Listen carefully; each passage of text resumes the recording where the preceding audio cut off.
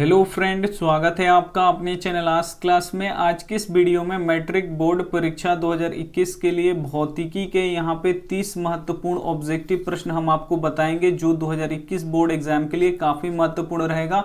तो एक भी प्रश्न आप स्किप मत कीजिएगा, शुरू से अंत तक देखिएगा। और ये जो 30 प्रश्न है वो भौतिकी का पूरा निचोड़ प्रश्न है। भौतिकी से अगर कोई भी प्रश्न अगर बोर्ड में आएगा तो ये प्रश्न देखने के बाद एक भी प्रश्न आपसे नहीं छूटेगा। तो अगर चैनल को आपने सब्सक्राइब नहीं किया है तो चैनल को सब्सक्राइब कर लीजिए, साथ में बेल आइकन को ऑल पे दबा लीजिएगा ताकि जब भी हम कोई वीडियो अपलोड करें तो सबसे पहले नोटिफिकेशन आप तक पहुंचे। और ये है वीडियो का पार्ट 2। पार्ट 1 में भी हमने 30 प्रश्न करवा रखे हैं, तो अगर उन्हें देखना है तो आप कमेंट बॉक्स खोलिएगा तो वहां पे आपको लिंक मिलेगा, तो उसे भी आप लोग देख लीजिएगा इस वीडियो को पूरा देखने के बाद। तो आइए शुरू करते हैं यहाँ पे पहले नंबर प्रश्न से। तो यहाँ पे देखिए पहला प्रश्न ही काफी महत्वपूर्ण है। पहला प्रश्न है यहाँ पे देखिए, किस लेंस की फोकस दूरी धनात्मक होती है। काफी महत्वपूर्ण प्रश्न है कि किस लेंस की फोकस दूरी धनात्मक होती है। ए ऑप्शन है उत्तल लेंस, बी ऑप्शन है अवतल लेंस, सी ऑप्शन है समतल लेंस, डी ऑप्शन है इनमें से कोई नहीं। तो यहाँ पे बताना है कि किस लेंस की फोकस दूरी धनात्मक होती है। तो यहाँ पे देखिए जो उत्तल लेंस होता है उसका फोकस दूरी क्या होता है, यहाँ पे धनात्मक होता है, यानी यहाँ पे ए ऑप्शन क्या हो जाएगा, यहाँ पे बिल्कुल सही हो जाएगा। और जो अवतल लेंस होता है उसका फोकस दूरी यहाँ पे क्या होता है, ऋणात्मक होता है। तो ये भी आपको पता होना चाहिए। ये दोनों प्रश्न में से कोई भी प्रश्न आपसे पूछ सकता है, तो छोटे बड़े सभी प्रश्नों को आपको क्या करना है, याद रखना है। अगर वीडियो अच्छी लग रही हो तो आप वीडियो को प्लीज आप लोग लाइक भी कर दीजिए। यहाँ पे देखिए दूसरा प्रश्न काफी महत्वपूर्ण है। सर्च लाइट का परावर्तक सतह होता है, जो सर्च लाइट का परावर्तक सतह होता है वो कैसा होता है। ए ऑप्शन है यहाँ पे उत्तल दर्पण, बी ऑप्शन है यहाँ पे अवतल दर्पण, सी ऑप्शन है यहाँ पे समतल दर्पण, डी ऑप्शन है यहाँ पे उत्तल लेंस। तो सर्च लाइट का परावर्तक सतह होता है, तो सर्च लाइट का परावर्तक सतह किसका होता है, ये होता है अवतल दर्पण का, यानी यहाँ पे बी ऑप्शन क्या हो जाएगा, यहाँ पे बिल्कुल सही हो जाएगा। प्रश्न पूछता है कि दाढ़ी बनाने में किस दर्पण का प्रयोग किया जाता है। तो दाढ़ी बनाने में हमेशा अवतल दर्पण का प्रयोग किया जाता है। ये भी प्रश्न पूछता है कि मोटर गाड़ी के साइड मिरर के रूप में किस दर्पण का प्रयोग किया जाता है। तो उसमें हम लोग उत्तल दर्पण का प्रयोग करते हैं। तो ये सभी प्रश्न भी आपको याद होना चाहिए। आइए देखते हैं अगला प्रश्न यहाँ पे। अगला प्रश्न यहाँ पे 3 नंबर देखिए, काफी महत्वपूर्ण है। स्विच लगाया जाता है, जो स्विच है वो लगाया जाता है। ए ऑप्शन है गर्म तार में, बी ऑप्शन है ठंडे तार में, सी ऑप्शन है भूयोजित तार में, डी ऑप्शन है इनमें से किसी में भी। तो यहाँ पे बताना है कि स्विच तार लगाया जाता है, यानी स्विच तार किस में लगाया जाता है। तो स्विच तार हमेशा गर्म तार में लगाया जाता है, यानी यहाँ पे ए ऑप्शन क्या हो जाएगा, यहाँ पे बिल्कुल सही हो जाएगा। आइए देखते हैं अगला प्रश्न यहाँ पे। अगला प्रश्न यहाँ पे देखिए 4 नंबर प्रश्न काफी महत्वपूर्ण है। 4 नंबर प्रश्न है, पवनों का देश किसे कहा जाता है। पवनों का देश कहने का मतलब है, यानी पवन चक्कियों का देश किसे कहते हैं। ए ऑप्शन है यहाँ पे भारत को, बी ऑप्शन है फिनलैंड को, सी ऑप्शन है डेनमार्क को, डी ऑप्शन है अमेरिका को। ये जो 30 प्रश्न है पूरे भौतिकी का निचोड़ प्रश्न है और ये 2021 बोर्ड एग्जाम के लिए काफी महत्वपूर्ण है। तो एक भी प्रश्न आप लोग प्लीज स्किप मत कीजिएगा, मत छोड़िएगा, शुरू से अंत तक देखिए, बहुत ही आपको फायदा होने वाला है। और जो प्रश्न आपको लगता है हमें याद है तो उसका आपका रिविजन हो जाएगा। अगर नहीं याद है आपको तो आप क्या कीजिए, उसे नोटबुक पे लिख के क्या कर लीजिए, याद कर लीजिए। ऐसा कीजिएगा तो बोर्ड एग्जाम में आपसे एक भी प्रश्न नहीं छूटेगा, ये हमारा गारंटी है। तो यहाँ पे बताना है कि पवन चक्कियों का देश किसे कहा जाता है। तो पवन चक्कियों का देश डेनमार्क को कहा जाता है, यानी यहाँ पे सी ऑप्शन क्या हो जाएगा, यहाँ पे बिल्कुल सही हो जाएगा। आइए देखते हैं अगला प्रश्न यहाँ पे। अगला प्रश्न यहाँ पे देखिए 5 नंबर प्रश्न काफी महत्वपूर्ण है। जीवाश्म ईंधन का उदाहरण है, इसमें से बताना है कि कौन जीवाश्म ईंधन का उदाहरण है। ए ऑप्शन है कोयला, बी ऑप्शन है लकड़ी, सी ऑप्शन है गोबर गैस, डी ऑप्शन है ये सभी। तो इसमें बताना है कि जीवाश्म ईंधन का उदाहरण कौन सा है। तो जीवाश्म ईंधन का उदाहरण इसमें से कौन है, कोयला है, यानी यहाँ पे ए ऑप्शन क्या हो जाएगा, यहाँ पे बिल्कुल सही हो जाएगा। काफी ही महत्वपूर्ण प्रश्न है, तो प्लीज आप लोग स्किप मत कीजिएगा। और लाइक आप लोग को कहना ना पड़े, अपने से प्लीज आप लोग लाइक भी कर दीजिए। 6 नंबर प्रश्न यहाँ पे देखिए, भारत में उत्पादित प्रत्यावर्ती धारा की आवृत्ति कितनी होती है। ए ऑप्शन है 50 HZ यानी हर्ट्ज, बी ऑप्शन है यहाँ पे 60 हर्ट्ज, सी ऑप्शन है यहाँ पे 100 हर्ट्ज, डी ऑप्शन है यहाँ पे 80 हर्ट्ज।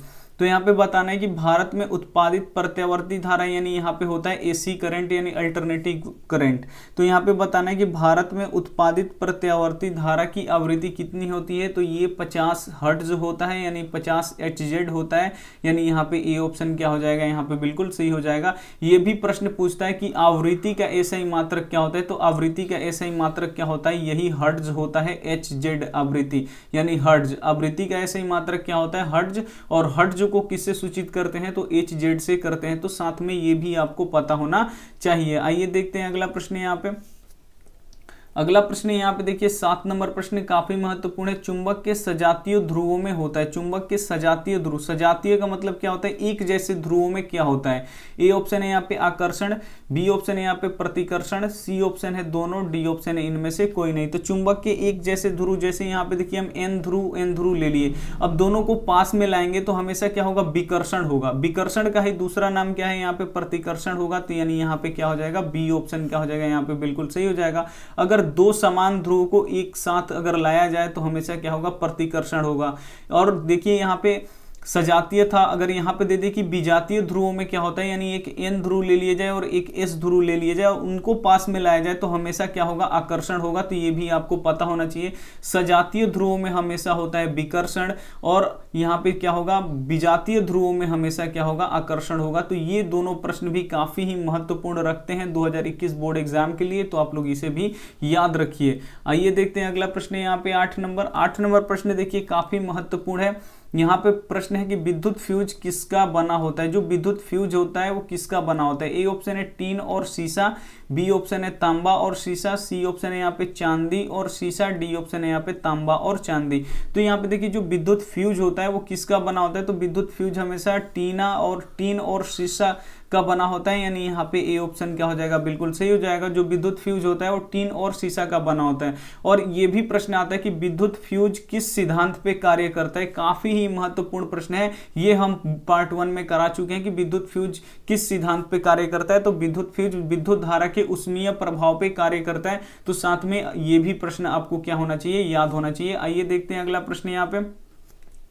अगला प्रश्न यहाँ पे देखिए 9 नंबर प्रश्न काफी महत्वपूर्ण है। विद्युत बल्ब के भीतर होता है, जो विद्युत बल्ब आप लोग देखते होंगे, जैसे रेड कलर का ये जलता है, ऐसे बल्ब होता है जो इसमें, और इसमें होता है एक ऐसे बल्ब होता है, ये रेड कलर का बल्ब जलता है। तो उस बल्ब के भीतर क्या होता है। ए ऑप्शन है यहाँ पे निर्वात रहता है, बी ऑप्शन है यहाँ पे वायु भरा होता है, सी ऑप्शन है यहाँ पे निष्क्रिय गैस भरा रहता है, डी ऑप्शन है यहाँ में हाइड्रोजन गैस भरा होता है।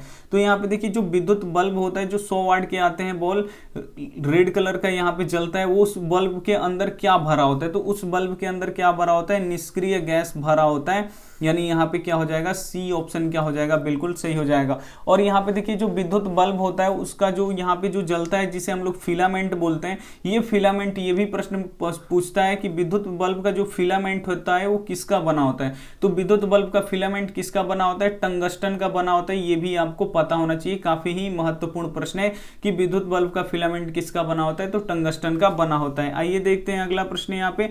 अगला प्रश्न यहाँ पे 10 नंबर देखिए काफी ही महत्वपूर्ण प्रश्न है। 10 नंबर प्रश्न है, विद्युत धारा उत्पन्न करने वाली युक्ति को क्या कहते हैं। काफी महत्वपूर्ण प्रश्न है। इसमें पूछ रहा है कि विद्युत धारा इसमें से किससे उत्पादित किया जा सकता है। ए ऑप्शन है जनित्र, बी ऑप्शन है गैल्वेनोमीटर, सी ऑप्शन है आमीटर, डी ऑप्शन है यहाँ पे मोटर। तो यहाँ पे देखिए विद्युत धारा उत्पन्न करने वाली युक्ति को क्या बोलते हैं, हम लोग जनित्र बोलते हैं। यानी यहाँ पे ए ऑप्शन क्या हो जाएगा, यहाँ पे बिल्कुल सही हो जाएगा। अगर वीडियो अच्छी लग रही हो तो प्लीज आप लोग दिल से लाइक कर दीजिए, और चैनल को अभी तक आपने सब्सक्राइब नहीं किया है तो प्लीज चैनल को सब्सक्राइब कर लीजिए। और इस वीडियो को देखने के बाद अपने व्हाट्सएप ग्रुप में अपने दोस्तों के पास इसे जरूर शेयर कीजिएगा तो हमारा इससे हेल्प होगा। आइए देखते हैं अगला प्रश्न यहाँ पे।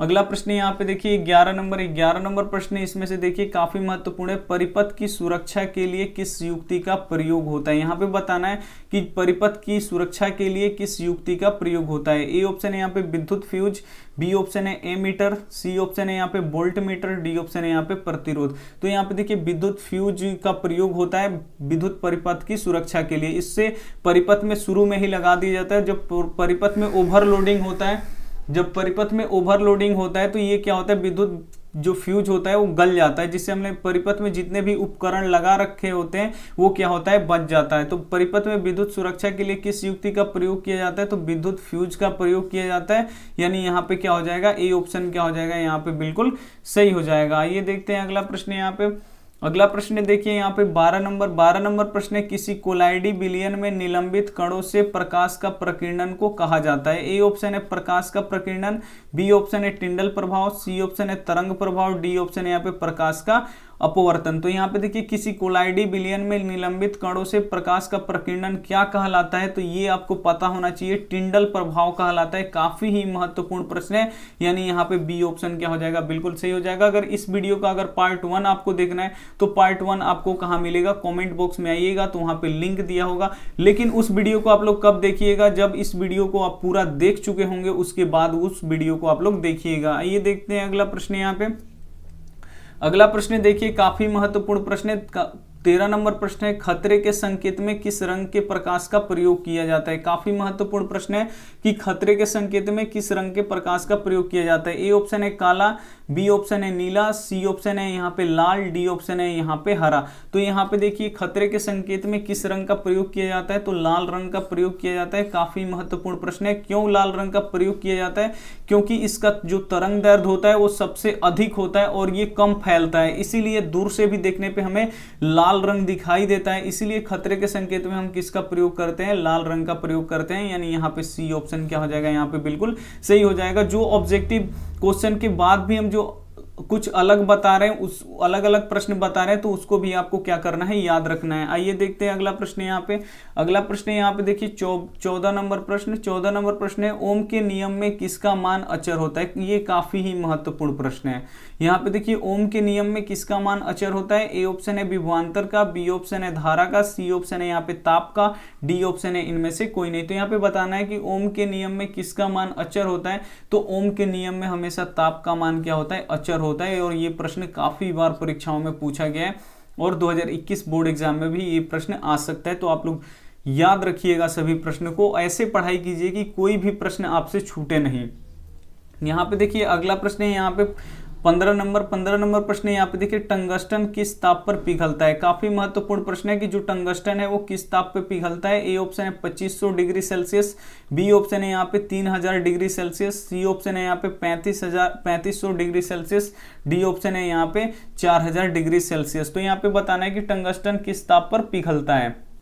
तो यहाँ पे क्या हो जाएगा, टंगस्टन किस ताप पर पिघलता है, तो टंगस्टन यहाँ पे देखिए यहाँ पे 3500 डिग्री सेल्सियस पर पिघलता है लगभग, यानी यहाँ पे सी ऑप्शन क्या हो जाएगा, यहाँ पे बिल्कुल सही हो जाएगा। आइए देख लेते हैं अगला प्रश्न। यहाँ पे अगला प्रश्न यहाँ पे देख लीजिए 16 नंबर प्रश्न है, वायुमंडल नहीं हो तो आकाश कैसा दिखाई देगा। अगर प्रश्न में पूछ रहा है कि अगर वायुमंडल नहीं हो तो आकाश कैसा दिखाई देगा। ए ऑप्शन है यहाँ पे लाल, बी ऑप्शन है काला, सी ऑप्शन है पीला, डी ऑप्शन है हरा। तो अगर वायुमंडल नहीं होगा तो आकाश कैसा दिखाई देगा, यहाँ पे काला दिखाई देगा, यानी यहाँ पे क्या हो जाएगा, बी ऑप्शन क्या हो जाएगा, यहाँ पे बिल्कुल सही हो जाएगा। काफी महत्वपूर्ण प्रश्न है कि अगर वायुमंडल नहीं रहेगा तो आकाश कैसा दिखाई देगा, काला दिखाई देगा। आइए देखते हैं अगला प्रश्न। यहाँ पे अगला प्रश्न यहाँ पे 16 नंबर देखिए काफी महत्वपूर्ण है। 17 नंबर प्रश्न है, आमीटर को किस क्रम में जोड़ा जाता है।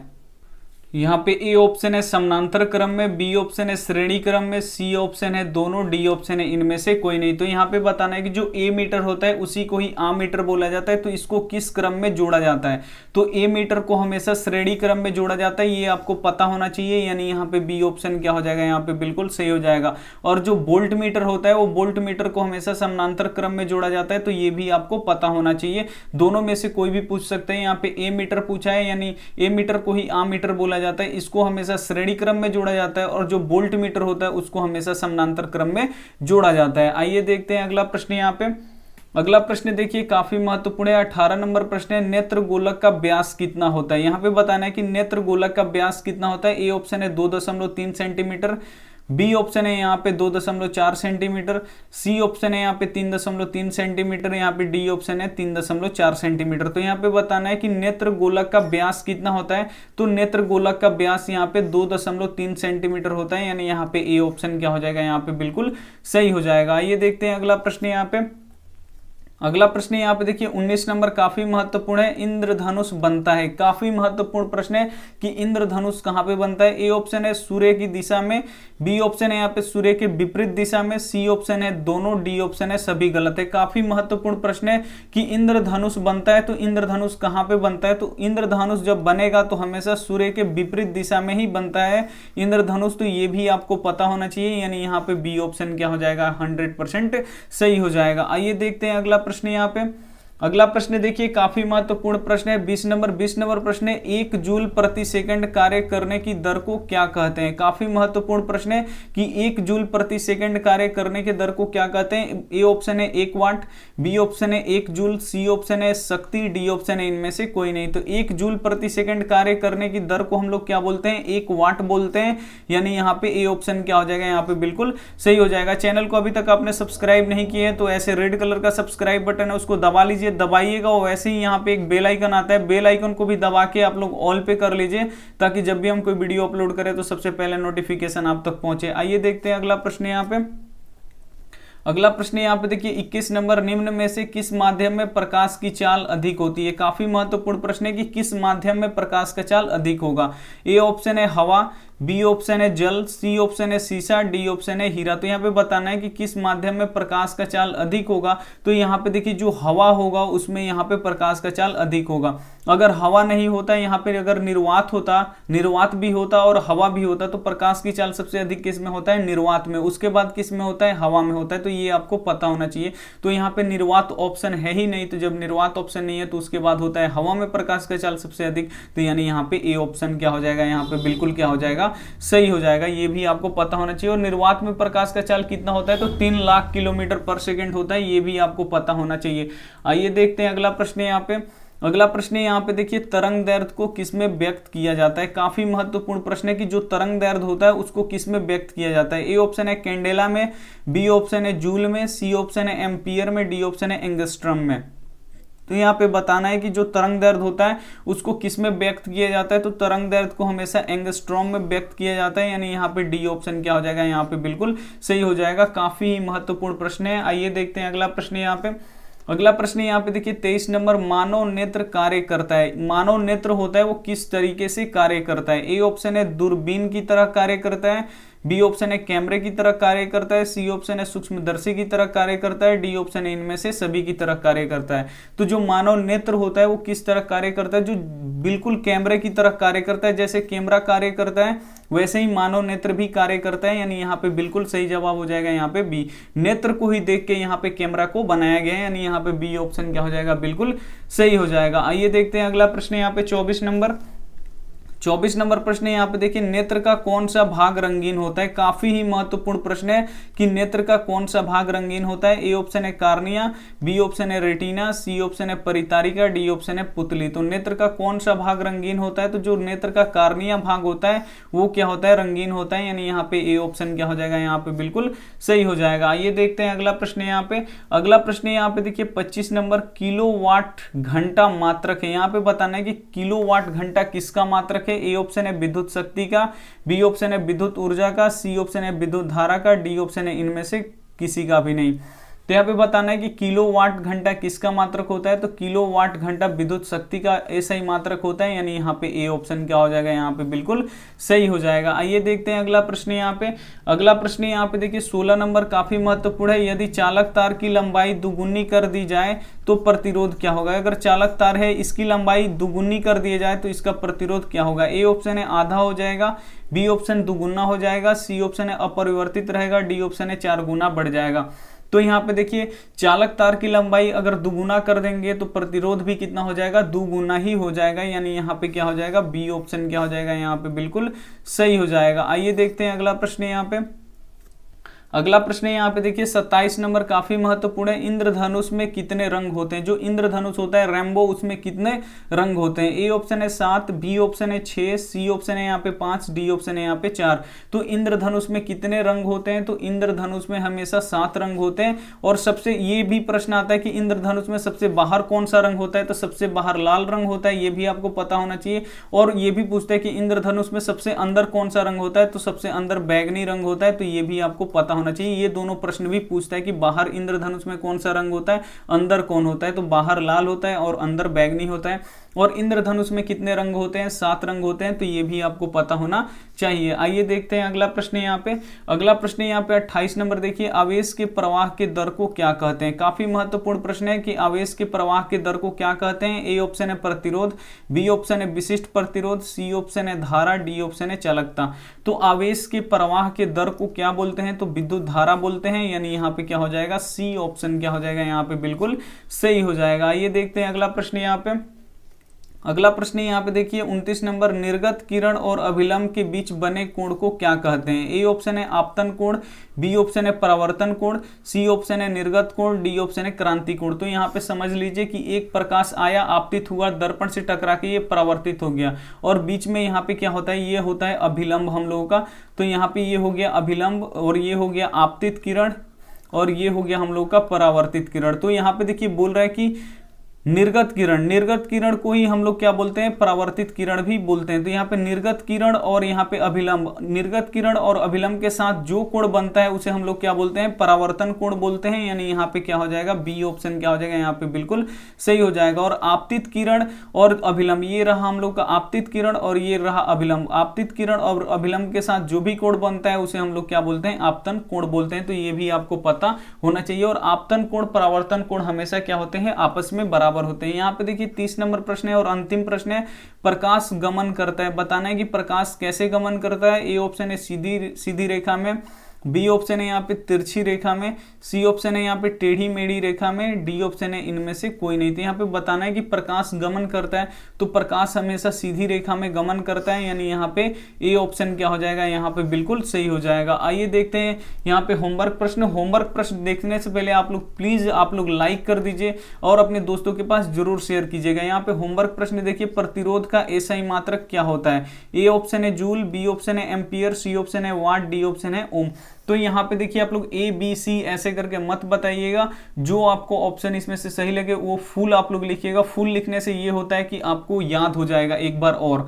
तो आप लोग प्लीज फुल नाम इसका लिख के भेजिएगा, ए बी सी ऐसे मत लिख के भेजिएगा। एक बार और बोल रहे हैं आप लोगों से कि आप लोग प्लीज वीडियो को लाइक कीजिएगा, अपने दोस्तों के पास शेयर कीजिएगा। अगर चैनल को अच्छा लगा हो तो चैनल को जरूर सब्सक्राइब कर लीजिएगा। Thank you for watching. मिलते हैं अगले वीडियो में, तब तक अपना ध्यान रखिए, टेक केयर और मन लगा के पढ़ाई कीजिए। बाय।